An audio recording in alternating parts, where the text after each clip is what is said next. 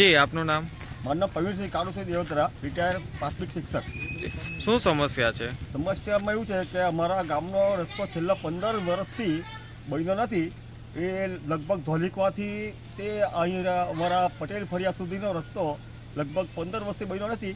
લગભગ આ વર્ષે એવું લાગ્યું કે અડધો રસ્તો લગભગ હાઈસ્કૂલથી મનુકાકાના ઘર સુધી એટલે કે ડેરી સુધી જ્યાં બની ગયો છે, પણ ત્યાર પછી અહીં સુધીનો બનતો નથી. એ કયા કારણસર નહીં બન્યો? ગ્રામ પંચાયત માજી સરપંચ ચંદુભાઈ મુનશીભાઈ પટેલ.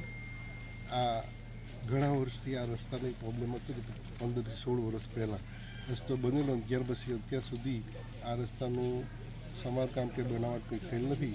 પરંતુ આ જગ્યા પર એવી છે કે જે 1 કિલોમીટર રસ્તો બન્યો અને બાકી રહ્યો એ રસ્તો